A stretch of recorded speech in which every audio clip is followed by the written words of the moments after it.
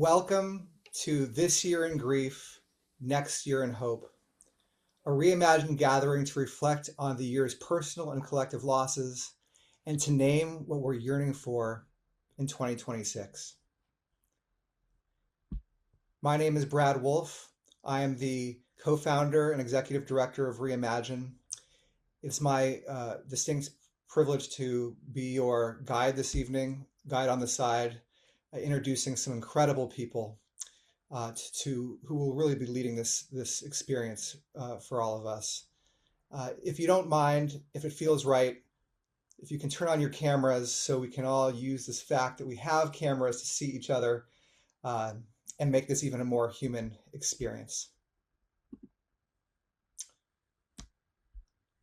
So reimagine, it's a verb. We're here to see things differently. We are a nonprofit helping diverse communities face loss, adversity, and mortality to create a more compassionate world. We are catalyzing a uniquely powerful community.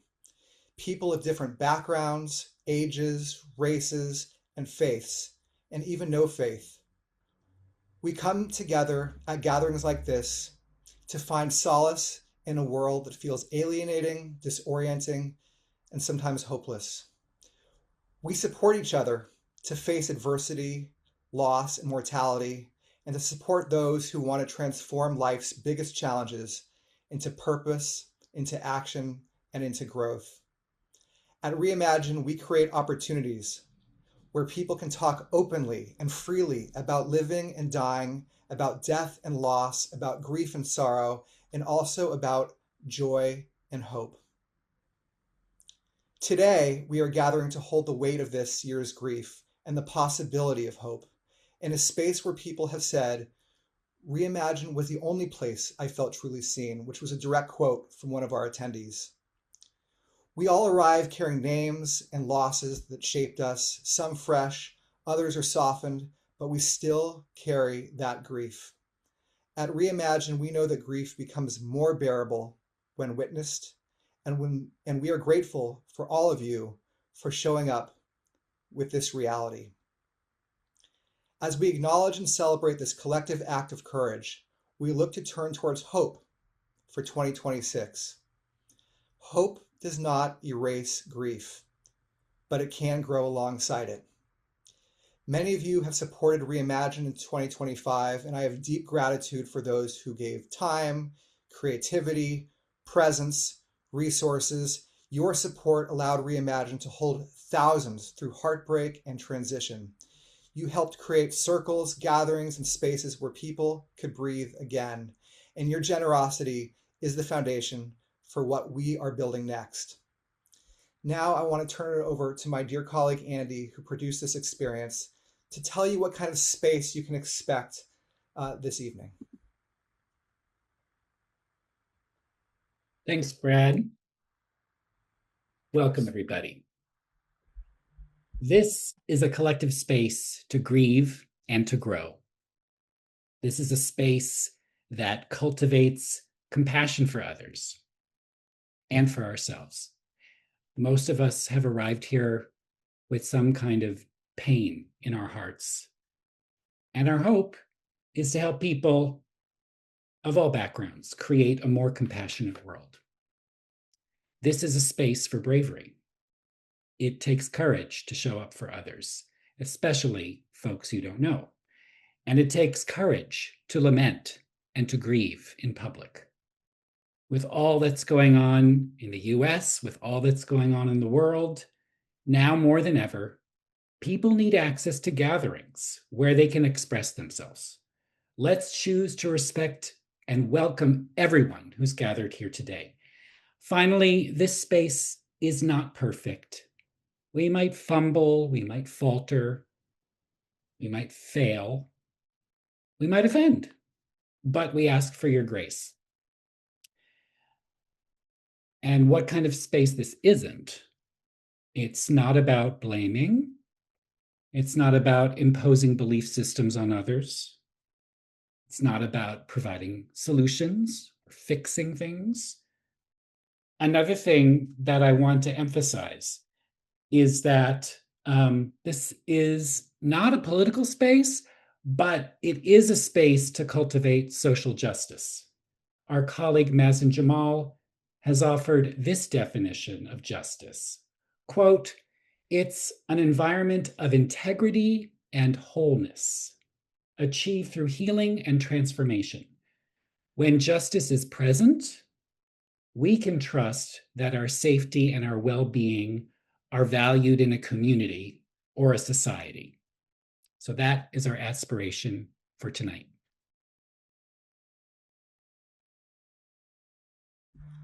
Thank you, Andy. And if this resonates with you, the kind of space we're trying to co-create together, then welcome. This is for us. So, what is going to unfold? This gathering is about 90 minutes. I will be introducing some special guests. Each will offer their reflection on what they are grieving in 2025 and what they are hopeful for next year. After these reflections, there will be an honor ceremony, and that's our collective moment to enter names of loved ones, things you're grieving, and what you are hopeful about. After the honor ceremony, we'll have some announcements, and then we'll say good night. Now it is my distinct pleasure to introduce our very first featured person amongst us, the incredible Sengvanhpheng, Mangda Sengvanhpheng. Where are you? There you are. Hi, Brad. Like, so good to see you. Mangda is an artist, a contemplative care practitioner, and she's doing incredible work as a collaborator at Reimagine and a facilitator. Her work as an end-of-life doula is driven by the loss of her mother. Mangda will be offering her reflections and tell us about the altar she is tending for the duration of this gathering. Thank you so much for this altar. She will also lead us in a meditation. Mangda lives in New York City. She speaks and leads meditation regularly, so this is a space for you to join us. Thank you, Mangda, for being here. Thank you, Brad, and everyone on Reimagine. I just want to share a little bit about the altar. Yeah. So thank you, everyone, for demonstrating collective care right now in this space. I appreciate it. I was so distracted by that echo, but again, hello and welcome. Thank you so much for being here. And thinking about the intention of this altar was really thinking about us in reflection of this time and really honoring all of the challenges and all the difficulties that we've been having, while also having flickers of hope.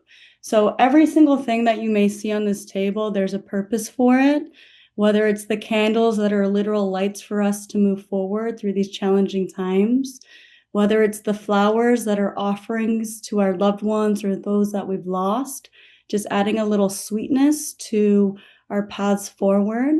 I added food on the altar. You see the fruits and the lemons, and that's really for us to remind us of our earthness, our earthly bodies, and to nourish us in our hearts. And we have the incense over here, where I'll continue to be burning it. And the incense, essentially, you can think of every time the smoke is going up, any of your wishes or your prayers can go with the smoke forward. And then there's a lot of little relics of protection and sweetness along the way. And then all the waters for us to just remind us of the power of our tears and water itself and all the elements that are within us and around us. So that's a bit about the altar, and really honoring the flickers of hope with the yellow flowers. So I made this seasonal bouquet and I added a dash of just joy in the middle, if we can find that as we continue on. So thank you.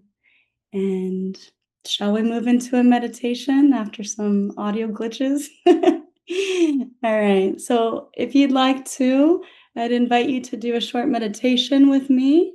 And this is really for us to bring ourselves to the present moment as we continue on throughout this night together. And we'll just take a few moments to really meet ourselves in the here and now. and to set our own intentions for our time together. So if you'd like, you can close your eyes or softly gaze somewhere in the room that you find yourself in. And just take a moment to allow your body to soften, whether it's in a chair or a bed. And just take this time to arrive to the here and now.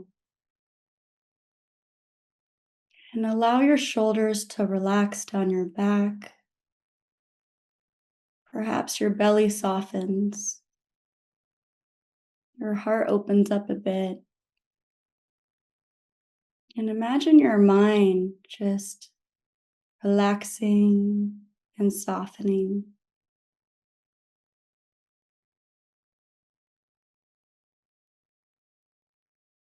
Take a deep breath in through your nose and a long exhale out through the mouth.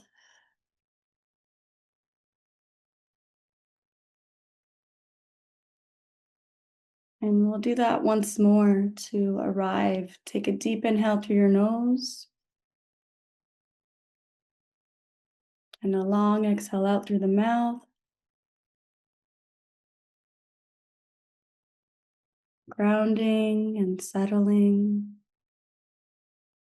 into this space, into this moment.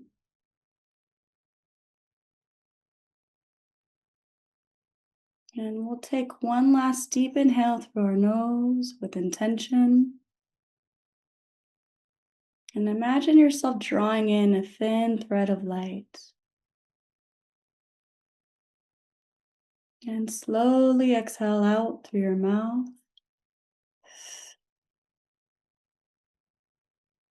Releasing anything that you may be carrying that you'd like to let go of.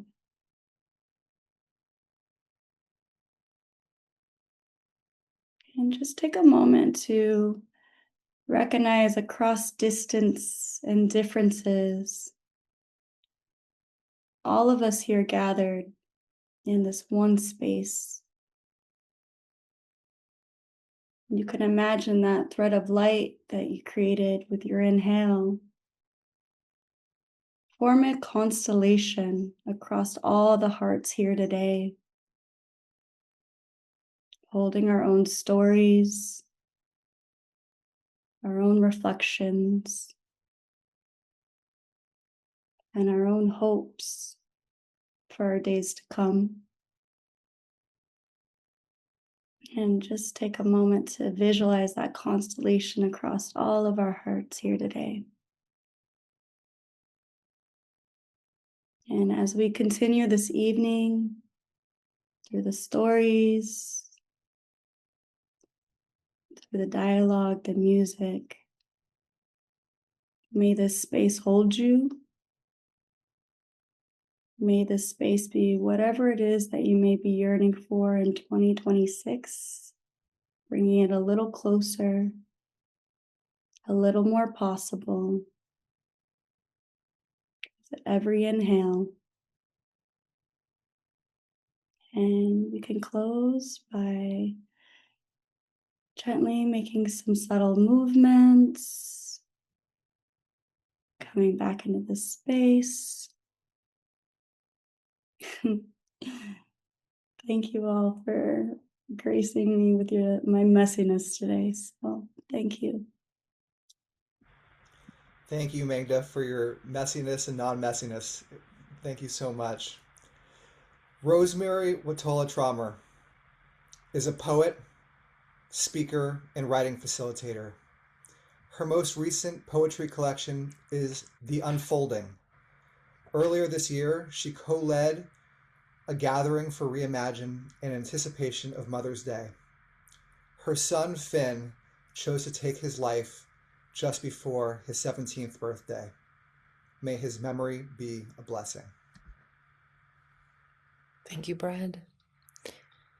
Hello, friends.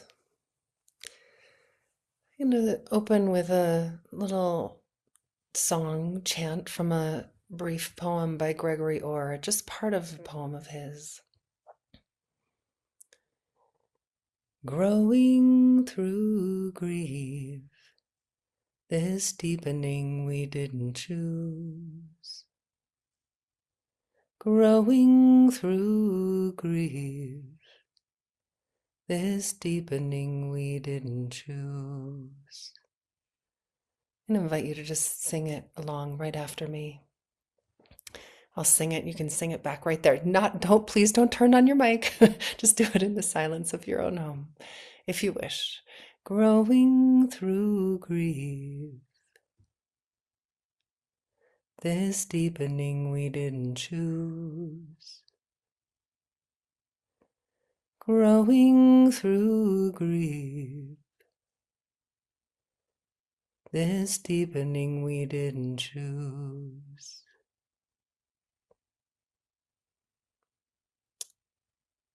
I'm thinking a lot, friends, about, I suppose this is on the hope realm of things, about what happens when we come together like this. What happens when we choose to feel our grief, when we choose to show up in a broken way, when we allow ourselves to be vulnerable, and what glorious communion happens then. So I have two poems that I'm going to share about what happens, what's possible when we do this. And the first one is called Those of Us Who Choose to Turn Toward Grief. Somehow we find each other. Though our gathering doesn't fix or change the loss, there is tenderness, even beauty in coming together. I have read in Switzerland, it's illegal to own just one guinea pig.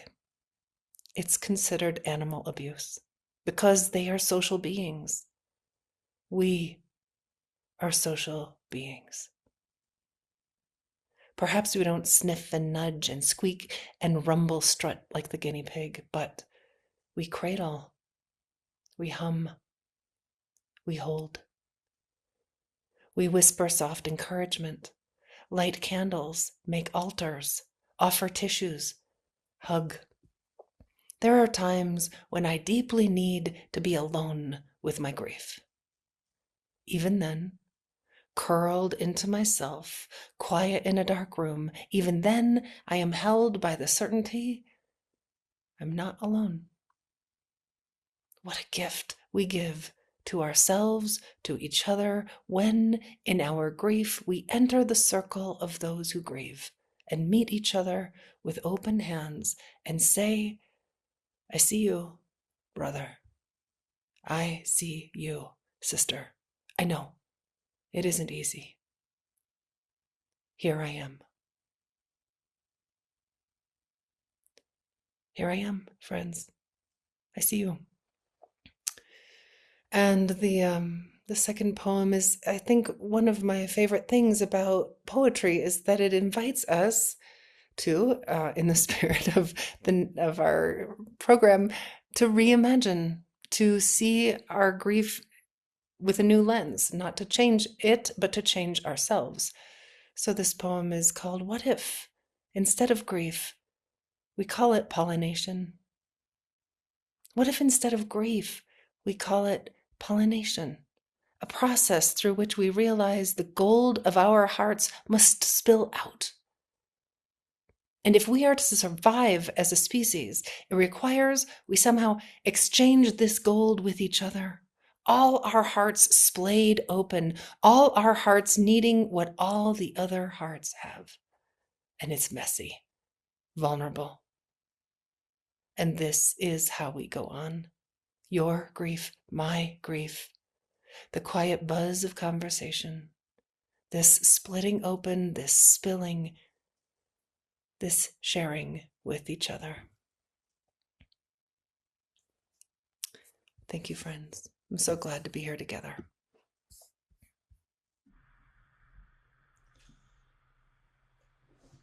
Thank you so much, Rosemerry. I failed to mention, everybody, that the chat, it will be used later for the honor ceremony, but it should be used also for gratitude along the way. So this is a wonderful way to share gratitude to Rosemerry and also back for Mangda for that beautiful meditation. Thank you so much. Jessica C. Guthrie is a nationally recognized thought leader, transforming how organizations support family caregivers navigating dementia.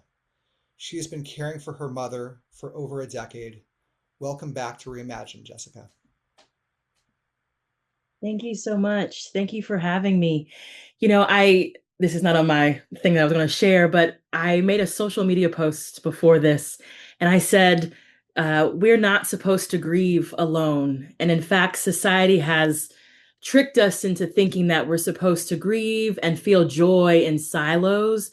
But the real power and the power of reimagined spaces are to create this sense of collective holding of each other. And I already feel that 27 minutes in. And so I'm just so very grateful to be invited into this space, to hold space, but to also feel held in this moment. And I'm just really just appreciative and wanted to make sure I said that. And so I am grateful for the opportunity to be in this space to reflect on my own grief of 2025. I wanted to spend my time talking about the grief that we don't often acknowledge, and that is the anticipatory and ambiguous grief that comes from grieving someone that's still living. I have been the full-time caregiver of my mom, Constance, as she has been living with early onset Alzheimer's disease for the last 11 years. She was diagnosed in 2014 at the age of 65, and at the time I was 26. And for the last 11 years, I've been her full-time, single, solo caregiver. And the thing about grief is that while I have not physically lost my mom, 2025 brought so many new changes that I had to and am still grieving on a daily basis. This is the year when I put my mom back on home hospice for the second time. With the clear understanding that she is definitely not going to get discharged this time due to the progression of her disease. This is the year that my mom officially became nonverbal. So someone like my mom, who was so loud and boisterous and would talk and laugh and gossip and sing and even just react, she has now become this very quiet being.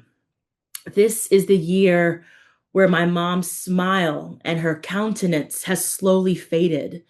And while I know it's part of the disease, it is still such a marker of who she has always been to me and to everyone else, and that's slowly fading away. This is also the year that my mom has lost so much weight. And if you know anything about the disease, I know it's part of it, the muscle wasting, but it's a very physical sign of her slowly diminishing right in front of my eyes. Caring for someone with a terminal illness like Alzheimer's disease stirs up grief every single minute and hour of the day. There's the grief in losing my mom piece by piece. There's the grief in losing parts of her personality, her laugh, her voice. There's the losing of who we were as mom and daughter, the Guthrie girls. There's the losing of our relationship and all that I thought it would be at this stage of my life as a 37-year-old. Grief has come in losing parts of who I thought I would be. And even in that loss, I know that I am becoming and evolving into a better being. And so even in this grief, I sit here today, December 3rd, 2025, with so much joy and hope because I'm moving into a new year and my mom is still here.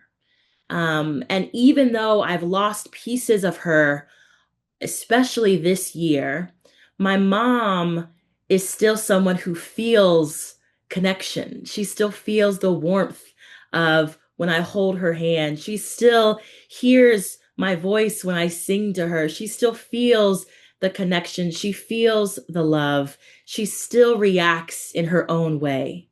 My mom still loves to be pampered, her nails painted, her hair washed, and fed delicious foods that nourish her and connect her to when she was once a great cook in the kitchen. My mom still reacts to me every single morning in her own way, and for that, I am grateful.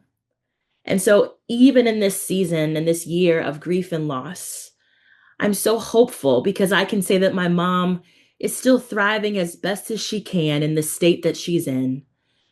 And I know that as I continue to grieve and when we eventually reach the point of her transition, I know that I've been walking alongside her, walking her home every step of the way. And I am grateful for the opportunity to be present and proximate with her for however long we have together. Thank you for holding space as I give you insight into a little bit of our journey.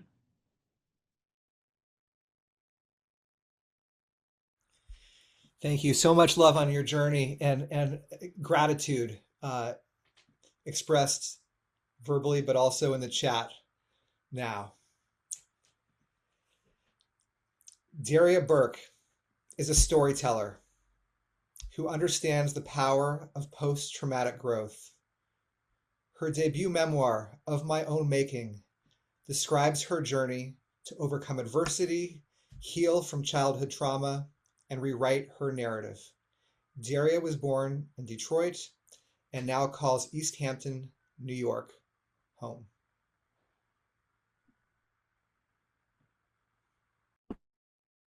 Grief is not my brand.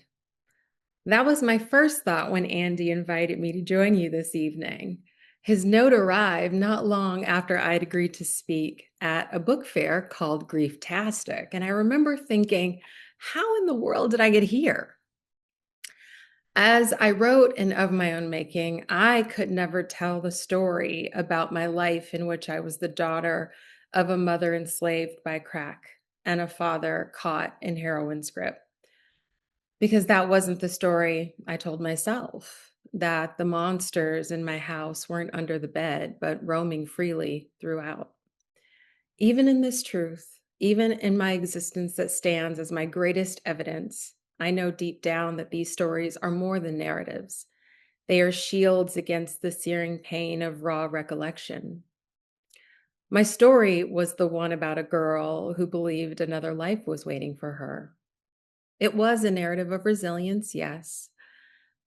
I had faced and conquered the unimaginable. My own being is living proof. But these were mere facts about my upbringing, background noise. My story was one of hope, an exploration of belief and conviction, an artistic endeavor of stitching together a life that most people would bet against. But then I kept reading the email, and I learned about Reimagine's developing work in post-traumatic growth, and I thought, oh, this is a hell yes. Because while grief isn't my brand, possibility is. And the more I sat with the theme of this year in grief, next year in hope, the more I felt the beautiful tension of remembrance and dreaming that this season holds, and how that feels for me personally right now. The truth is, the new year is looming, but my body is telling me it's not time to begin. My shoulders ache, a stiffness radiates from my spine, my jaw clenched. For weeks, my muscles have been remembering what I have yet to put into words. Aches I felt for decades, ones that in the past I've pushed and numbed my way through. Now I allow myself to feel them. I stretch gently, I breathe deeply, and place soft hands on the tender spots. In these small acts, I remind myself that I have the capacity for comfort and for self-soothing. The calendar, though, calls, and the culture call for resolution and forward motion. And we'll get there. But for now, I wanted to remind us that every season has its place and no path is ever linear. There is no reward for how fast you can run into the new year. Still, the weight of the unresolved feels really heavy right now. Piles of books, oddments of to-do lists, holiday cards to be put out, and mail to be sorted and put away. A mound of clothes on the laundry chair in my bedroom to be folded. The leaves should be raked. The refrigerator needs to be cleaned. All of it material evidence of emotional clutter, remnants of a long, hard year, reminders of the tasks that feel too small to matter and too much to manage. So 2 days after my book was published, I got a message on Instagram from a woman that I guess I used to know. And ironically, her name is Hope. Our moms were friends before I was even born. And eventually Hope and her sister Donna, who are maybe 10 and 12 years older than my sister and I, would babysit us on occasion when we were little kids. And in this message, she wrote, "I can't put the book down. But when it starts with your mom's drug use beginning after your grandmother passed, I thought, no, it started before then. I remember your mom leaving you with us for over a month, several different times, years before your grandmother's passing." I didn't know that. And just like that, in that moment, as neatly as I thought I had integrated my story that had just been released out into the world 2 days before, I learned that I was in fact born and raised in addiction, that my entire life began with neglect, that there's more to grieve, courtesy of Hope.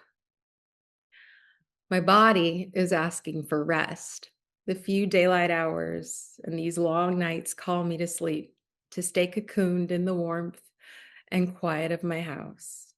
I feel the pull instead to retreat, to tuck myself into a place where few people can reach me. My mind, though, resists. It searches and strategizes for the perfect way to step into a new year.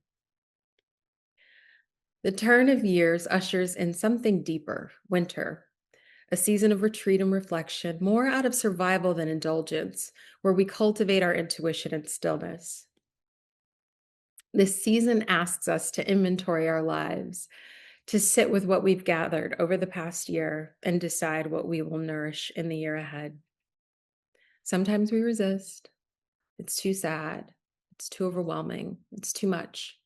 But it's in this space between the knowing and the doing that we meet the wisest and hardest parts of ourselves, the things we cherish and the things we must wrestle with: love, family, disconnection, grief, growth, hope. Honoring the sacred pause means not just sitting with the hard truths, but also creating rituals like this one to sustain us. Also journaling and meditating, stretching, taking beach walks with friends, folding that mound of laundry as an act of care. And here's ultimately how I see it. Grief isn't the injury, although it hurts. The loss is the injury. Grief is the recovery process. It's the practice of learning to tolerate pain and uncertainty long enough to create something new. It's through grief that we summon hope.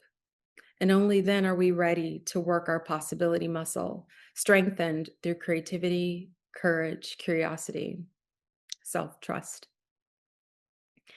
I want to close with a poem by Lucille Clifton called New Year. I am running into a new year, and the old years blow back like a wind that I catch in my hair, like strong fingers, like all my old promises. And it will be hard to let go of what I said to myself about myself when I was 16 and 26 and 36. But I'm running into a new year, and I beg what I love, and I leave to forgive me. And if you all will just take one breath with me, we'll inhale for 4. As it ends, I'll hold memory. And as you exhale for 4, as we go, I'll hold hope. Thank you. Thank you, Daria, for memory, for hope, for possibility.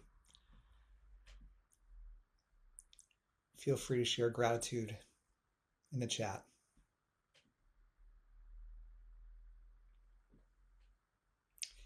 Kelly Cervantes, an award-winning writer, speaker, and cancer survivor. Her new memoir is called The Luckiest. Her son Elvis died in utero. Her daughter Adelaide lived with pediatric epilepsy and died just before her 4th birthday. Kelly currently lives in New Jersey. Thank you all so much. I'm so honored to hold this space with all of you. This has been a lot more sustaining, but also emotional, I think, than I had anticipated, even though it is a night for grief and for remembrance and holding all of those emotions in place. As was mentioned, in January, I was diagnosed with breast cancer, and I am beyond grateful to sit before you today and say that I am on the other side and that I am healthy and knocking on all of the things cancer-free. But this diagnosis, like it does for so many, took me wildly by surprise. And my first initial response, my first thought was, how inconvenient. I wasn't scared for my life. I trusted in medicine. I through the experience of caring for my daughter, for being her advocate for the 4 short years of her life, as we navigated hospitals and she was undiagnosed and we were searching for answers and meeting with specialists in hospitals and different states, I feel at home in the medical system.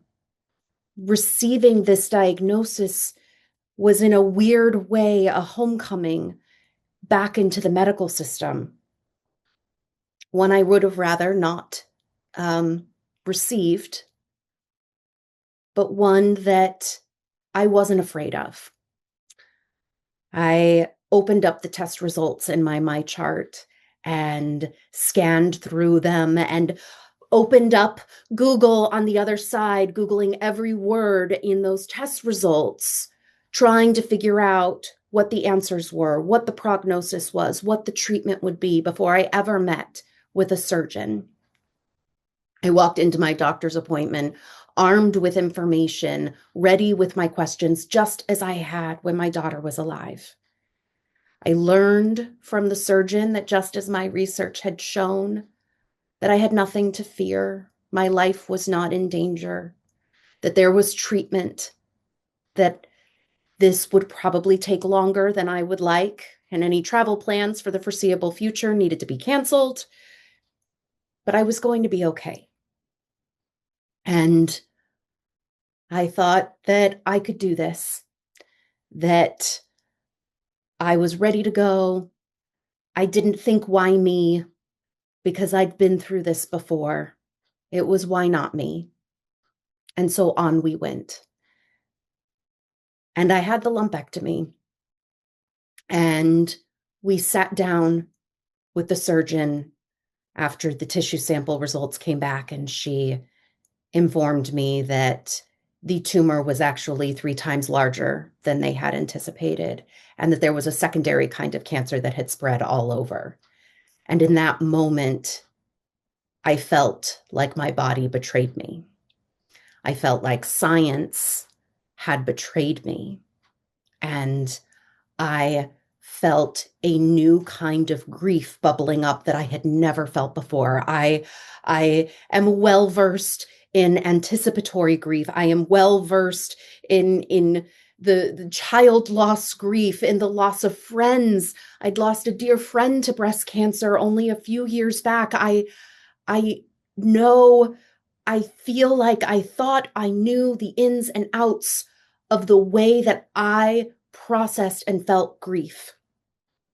But never before had I grieved my own health, had I grieved my own body and the trust and the faith that I had placed in it.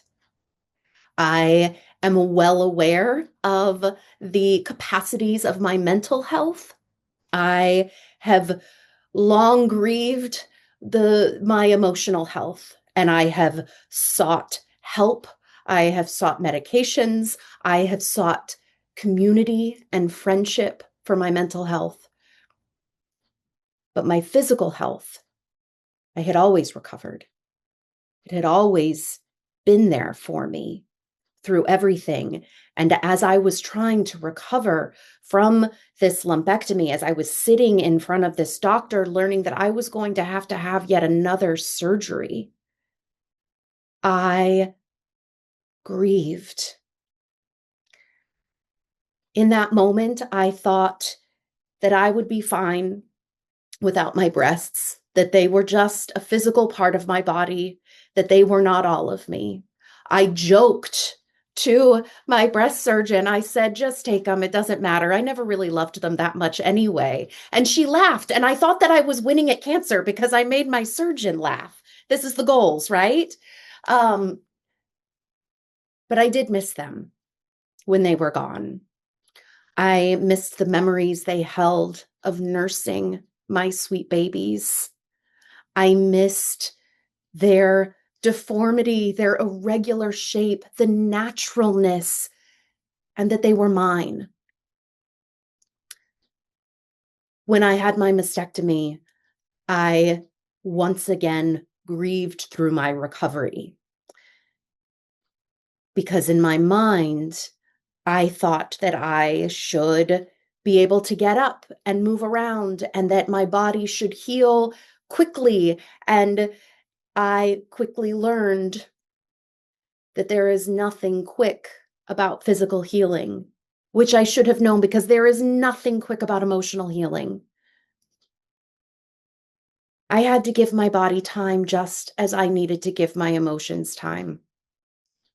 As my body continued to change throughout the year, from a lumpectomy scar to a full mastectomy, to having awkward and uncomfortable expanders, to eventually having reconstruction and these implants placed in my body that are not mine. They do not feel like me. I have continued to grieve through every transition, which has sort of come to a culmination on Monday. I got nipple tattoos, which is just like the wildest and craziest thing to like think about or talk about. I think about the beginning of this year, and this was not where I thought I would be in December talking about nipple tattoos, but it just continues.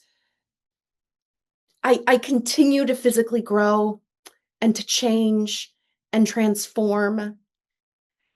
And as I look into the new year, as I think about 2026, I want to show gratitude to this body of mine, because even with these fake bits, it's still my body. And even though it took me longer to recover from surgery after surgery after surgery, even though the physical piece was more challenging and that grief was unexpected, this body still saw me through. And I am eternally grateful. And so the hope I bring into 26 is a hope that I will continue to grow and love and appreciate this body as it is.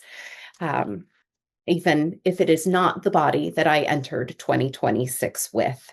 Our bodies are not trivial. I am grateful for mine, even if it's missing a few bits. Thank you all so much. Thank you so much, Kelly, for sharing with us, showing us what growth, what transformation, and what authenticity feels like. You're an incredible teacher through the gift of your story. Thank you. Please keep sharing this wonderful gratitude in the chat. Jennifer Pastiloff is a writer and public speaker.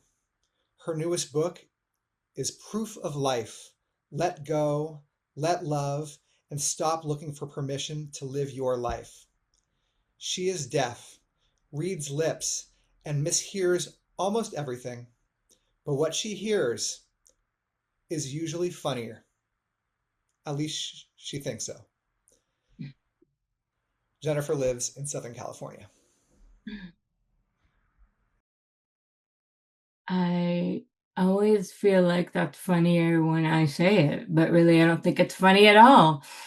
Except if I didn't have a sense of humor, I wouldn't get out of bed. Anyone else feel that way a lot? So I had a lot of things I want to talk about. ADD is so fun. But I think what I've landed on is that I thought I got away with it. I thought I pulled one over on that rat bastard grief, but I didn't. When I was 8, my dad dropped dead, and I thought it was my fault. I was 8. I said, he told me I was being bad and making him not feel good. I screamed, "I hate you," and that was that. So, naturally, to an 8-year-old, my fault. And I shoved all the grief back inside my body. I refused to feel, clenched my jaw, and am only now unclenching. At 8, I began disassociating and figuring out ways not to die from grief, So last week, I celebrated a year of being sober. And that's the grief, thank you, that I wanted to talk about. How weird grief is. Raise your hand if you know what I mean. It's just weird. Jessica, all of you that spoke so far, I'm like, anticipatory grief. How old grief comes up, and the shame I felt, like, this is so old. I should is an asshole, I cursed, be over it by now. Guess what? You never get over anything. Also, you figure out ways to keep breathing, right? Also, there's no expiration date to grief. So when this book came out, something that should, there it is again, be such a celebratory thing, I went into I don't even know what to call it in July, breakdown, because guess what? The first time in my life I ever experienced an event, a thing, whatever you want to call it, without either disassociating, self-medicating, or drinking. And wow, the timing was very inconvenient, Kelly, but everything came up. And a reckoning, if you will. And so on top of all the feeling, the shame of like, this grief is old, I shouldn't be, all that chatter. And what I'd like to offer is that chatter, I call it your inner a-hole, call it what you want, but it's just chatter. It's just chatter. Grief is, there's all the metaphors that I'm not going to say, a roller coaster, it ebbs and flows, but allow, that's one of my tattoos, allowing for it, which is something I never did. And so now, sometimes I don't like it. Most of the time I don't, but I'm not numbing out, I'm not medicating. When last year when my son turned 8, I saw myself for the first time ever in my life with softness. That's pretty wild. I stopped being a kid when I was 8, literally. I saw my son when I was 8, and that was hard. I wanted to go back. I wanted a do-over. And this is from my new book. It's not really my heart that hurts when I see my son at 8. It's the peripheries of my heart, which exist everywhere and do not end with the parameters of our own physical bodies. Hurt is shorthand for pain that is always there, but has been tamed into numbness or bearability. How would one live with it otherwise? It'll emerge like new and will fumble with this new old pain, maybe even feel an uncontainable embarrassment when we taste the salt of snot on our lips. not realizing that we've been crying over a bowl of chips.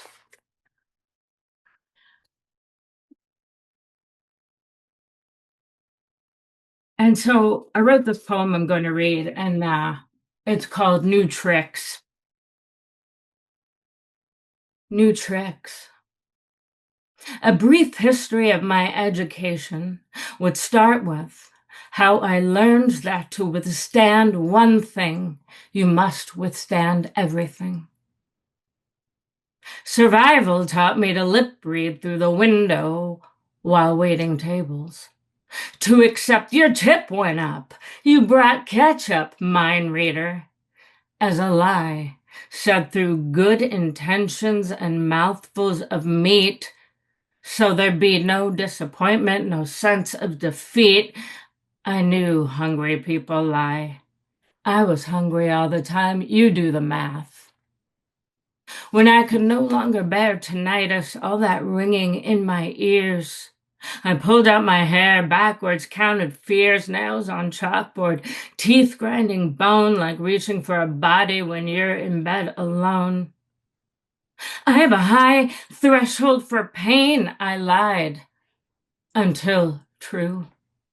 I ignored how anything felt until nothing did. I mastered the art of distraction during years of I'm stuck, not enough time. Neither true, I knew. But who can bear no distraction? Because then what? Then who?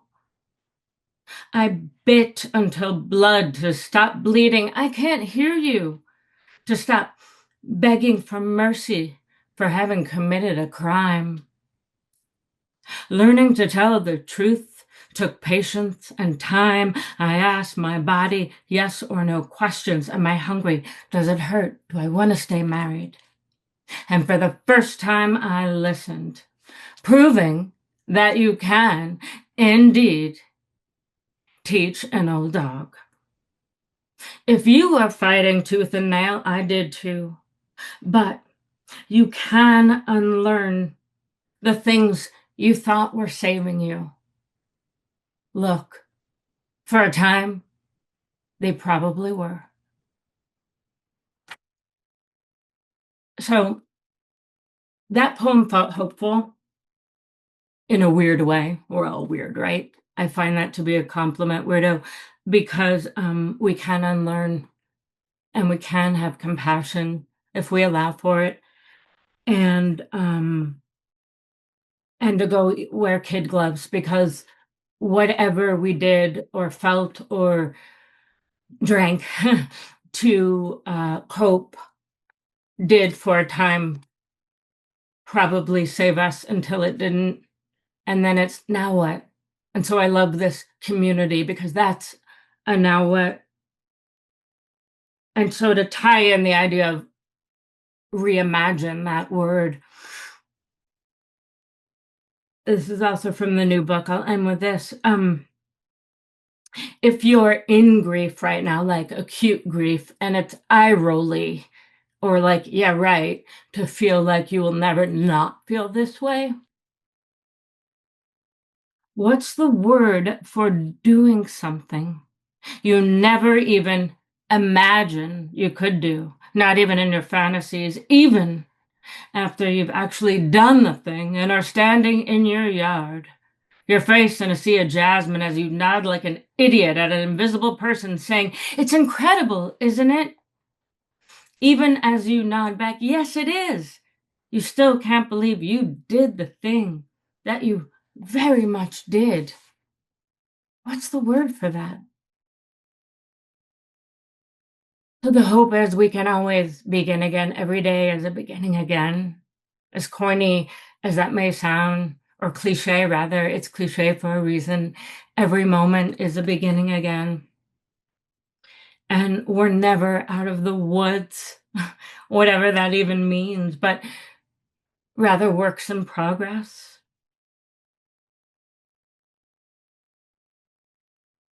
And I'm not special for keeping going after so much loss that I won't get into that. I'm sure so many of us had experienced but rather I chose to focus on the beauty. I call it beauty hunting, on the days when I'm overcome with dread and anxiety. So don't but me like I'm some kind of unicorn, because I let go of something that I believed was keeping me alive. Anyway, we're all weird unicorns. And on that note, I'll pass the mic to another weird unicorn. Oh, I love getting to be the intermediary voice.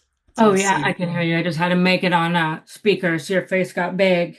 Oh, no, it's perfect. I am a weird unicorn. The first day of college, someone called me weird, and it hurt my feelings for a number of years. And being in your presence and realizing we can all be weird unicorns. Weirdo, for me, weirdo. I mean, the O is, but it's endearing. It's just like, oh, so. That's so nice. No, thank you. You are an incredible beauty hunter, and we're grateful for your softness and for your strength and for your humor and your care. The poem, I just wrote it. It's on my Substack, also called Proof of Life. So I'm either real smart with SEO or real lazy with naming. But anyway, my Substack. Thank you for asking. All right. Well, thank you so much, Jennifer. Now we're going to shift gears to the ceremonial aspect of the evening, the honor ceremony. And it's my pleasure to welcome back. You heard his incredible music kick us off this evening. Joshua Hill, an award-winning songwriter, violinist, and multimedia artist.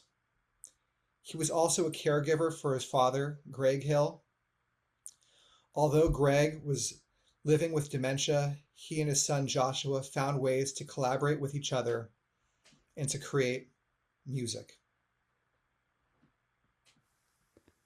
Thank you so much. These are my thoughts on 2025 going into 2026. Much like Pandora's box, it seems like all of the bad in the world has been released. And I'm not sure it's going to get any better. It seems like it's probably going to get a lot worse, and then maybe it'll get better again. And after Pandora opens her famous box, she quickly closes it again, and the only thing left in the box is hope. This is so strange, especially according to this story. The box allegedly contains all of the bad in the world. So according to this story, hope is one of those bad things, along with all the other bad things that seem much more bad.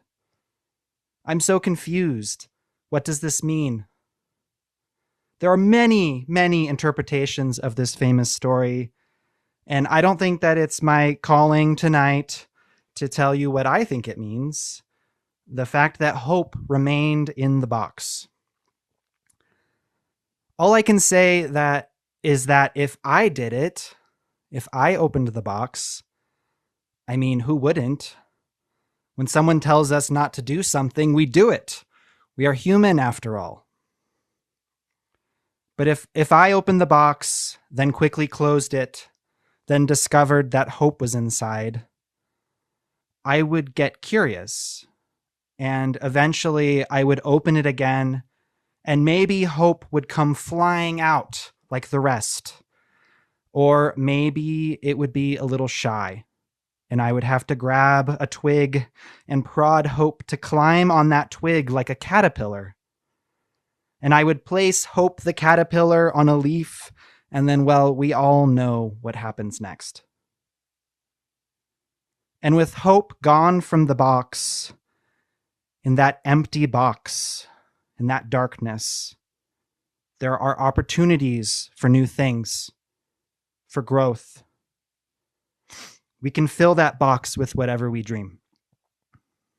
It's from that place, from that darkness within my own grief, that I wrote this song that I'm about to play for you. and it's called A Life in Starry Vision. It's unrecorded, but it's also on my Substack. I put a demo on it there. So anyway, thank you so much for listening, and this is called A Life in Starry Vision.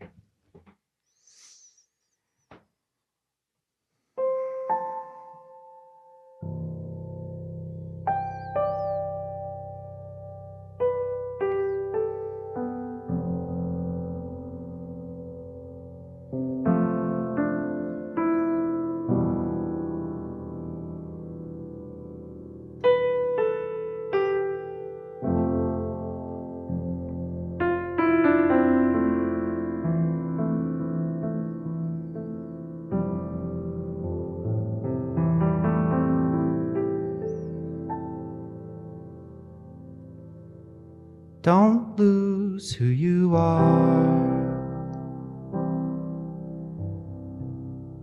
That's all that you're given. Seek light in the dark. That's your decision.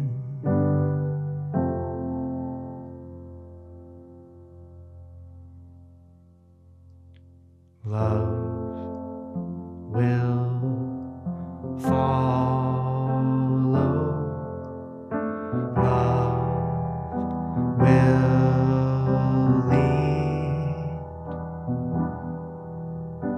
It will find you when love sees. And don't give up the stars for some starry vision. When you lead with your heart, then there's no division.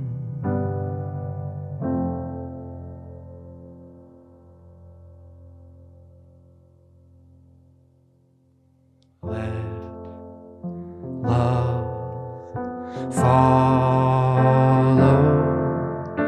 Let love lead. It will find you when love sees. A life in starry vision is holding without seeing the way, holding on to tomorrow, pushes the light so far away. There's so much time in this fleeting life, so much to gain in every loss. So long as we keep on singing to ourselves, I will find what is to be mine.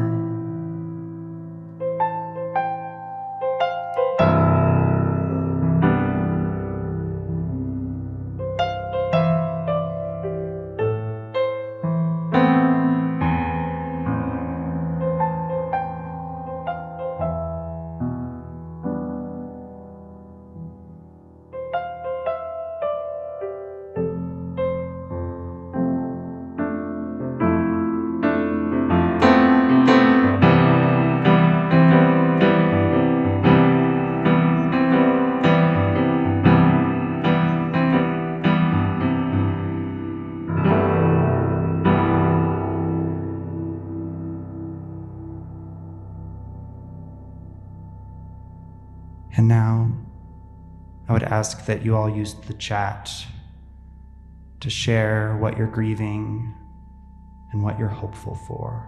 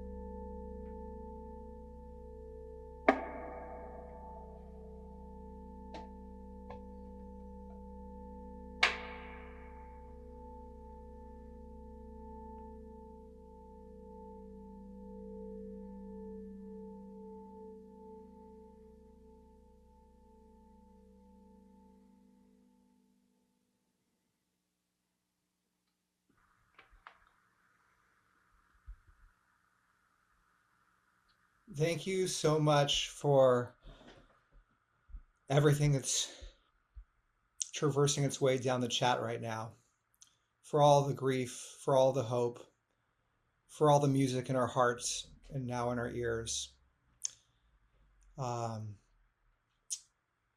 Just because the music of Josh has stopped does not mean you have to stop writing things in the chat. And even if you haven't written things in the chat, just by holding space in your heart, we can all collectively hold that together for each other this evening. And Josh, thank you so much for that incredible set of words and melodies. So this year in grief, next year in hope. To conclude right now, why don't we collectively take 3 breaths, each with a purpose. A breath for grief, a breath for hope, and then a breath for presence, continued presence together. Let's breathe in together and out on 4. Breathe in. Breathe out our grief.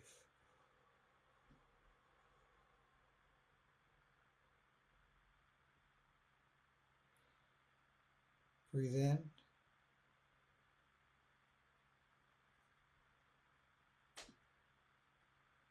And out with presence, or hope, excuse me.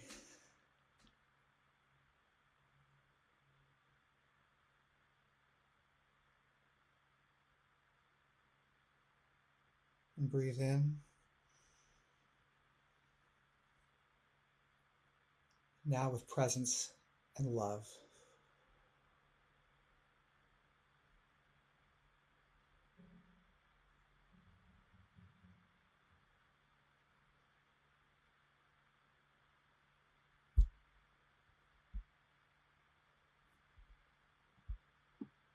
So this is a special space you've all co-created. These voices that have been here, your voices, the gratitude in the chat.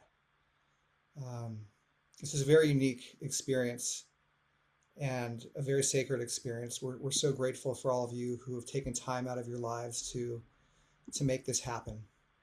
I want to acknowledge, before moving too far forward, I see my wonderful co-founder, Jeannie Blaustein, who's here with us this evening, who's on her own journey of healing and growth. Thank you, Jeannie, for being here to be with us this evening. And together, we've been working on something that, as we wind down, we want to share how we can move forward as a community. Over the past years, one piece of feedback we've received is that after having an experience like this, how do we stay connected? How do we, for those of us that are listening, we're hearing the way that expression can open us up, can be the gateway for something more, for possibility, for presence, for love. And to stay together, to keep exploring these topics together, and to find that type of healing as a collective, we're excited to invite you all to the Reimagine Growth platform, a safe space we've built for just that. Technology for healing and growth instead of whatever's happening right now on social media. You'd be an early user of this new tool for social journaling, for holding space for each other's stories, and taking growth journeys curated from amazing experts. And this is, when I'm trying to sell you anything, this is a free space for you to express, to be with each other, to be with our pain, and to really grow this conversation that we're having, to invite more people in. Because if we can't learn to grieve together, then we're not going to learn how to grow together. And if we can't grow together, we're not going to be able to transform all the things and all the pain that we're in that needs healing in this world. So we invite you to join us. It's, as I mentioned, what you'll find inside. You'll share your journeys through reflections, through creations, through your own dreams, through actions, or you can always stay private. You can explore what others choose to share. You can offer and receive support. There's no like button. We simply hold space for one another. That's the currency, just holding space. And because you are here today, and no one else has really tried this yet, except for a few people that are prototyping it for us now, we're inviting you especially to join this and join our first growth journey pathway called Reimagine Life's Challenges. It's rooted in post-traumatic growth and is an entry point to the site that offers wisdom and inspiration to help you deepen into reflection, creation, dreams, and action. And really, as early participants, we need your presence, your voice, and your feedback. Your feedback is what's going to help shape this and help us learn how to think about connection and technology and grief differently. You're already showing us the most important technology by showing up here this evening with open hearts. So my colleague, I believe, Nicole, is going to drop a link in the chat. You can either just sign up now or you can save it for later. But it'd be great if you could try that. That would warm our hearts. Is it true that we could have Josh play music for another couple minutes while people explore that? Is that Andy? Is that what you're thinking? I'm thinking. You're thinking. I'm thinking yes. All right, let's do it. All right, yeah. Try. Take a minute. Either you can sign up on the platform and get the journey continued, or we can just be present with a 2 more minutes of Josh's music. Thank you, Josh.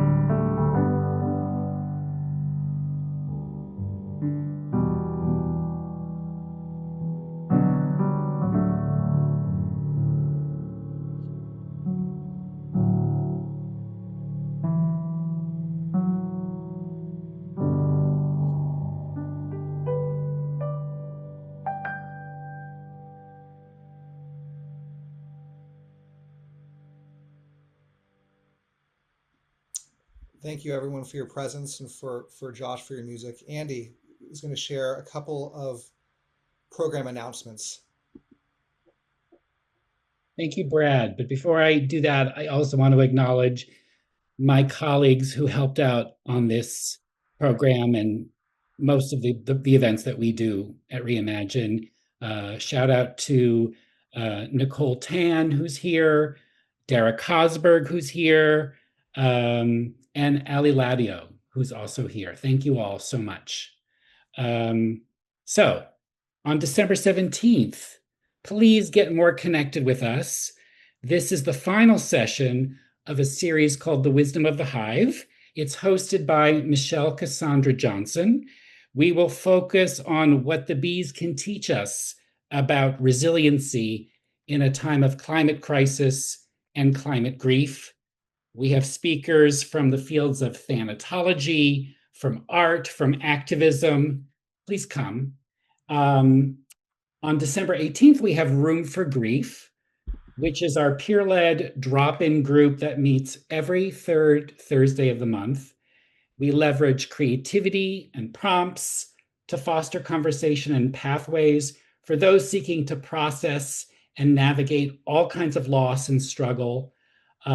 Grief guide and Reimagine collaborator Nina Rodriguez will facilitate. You can register for these events using a link that will be pasted in the chat soon by Nicole. Another plug for a series that is coming up in February. Please save the dates. It's called Never Can Say Goodbye, and it's a series that kicks off on February 18th. It's hosted by Darnell Lamont Walker, whose new book shows us that we're all deaf doulas. Darnell is one professionally, but we're all. He says, if you've ever sat with someone who is grieving, if you've ever listened to a loved one tell a story from their past, if you've ever been there for someone when they needed comfort, you've already been doing the work. You've been holding space, just like my grandmother held space for me all those years ago.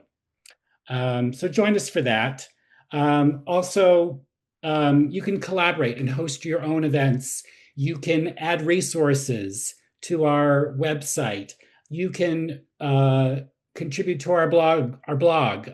All that is by becoming a Reimagine collaborator. Nicole will also paste a link in the chat. And finally, I just want to thank again all of our speakers tonight, Jessica, Rosemerry, Mangda, Daria, Kelly, Jennifer, and our house band, Joshua. Thank you all. Thank you, Andy. Thank you so much, everybody. Thank you. I want to close this evening just inviting everybody into something together, into something meaningful. We at Reimagine believe that collective healing, collective support should be a fundamental right. It should be free and accessible for all of us. We have hosted now over 4,500 free experiences like this evening to make sure people have a space to go. We have to continue opening our hearts and our spaces in our own ways to invite people in. Everything we've created together, the openness, the tenderness, the courage, this is why Reimagine exists. People tell us every week, this is the only place I can bring my grief. And I didn't know a community like this was possible. Well, it is because of you. If you felt held tonight, if you felt connected, if you want this space to remain open and free for others, we would be so honored if you'd consider making an end-of-year gift. Your support keeps Reimagine accessible.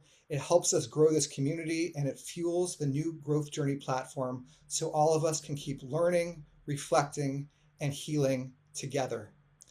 The link to donate is in the chat. Any amount truly makes a difference. So thank you in advance, and thank you for all of our supporters who've been here. There's so many ways to support. Tell a friend, share your story. Your story is your greatest gift. Thank you for being here. Thank you for supporting this work. Thank you for being a part of Reimagine. We will just close with, we're at the 30. How about this? We know that there's one word that sounds good on Zoom. We know that most cacophonous sounds do not, except for Josh's music. Somehow that sounded perfect. But everything else seems to sound a little disjointed. But the word love, one said in unison.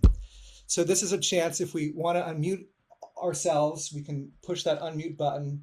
And maybe on the count of 3, we can all start singing out the word love on repeat, whatever frequency feels right to you. Let's get a cacophony of love and get this new year, let this last year end well, and get this next year started right. So to grief and to hope and to love. 3, 2, 1. Love, love, love. Sit down.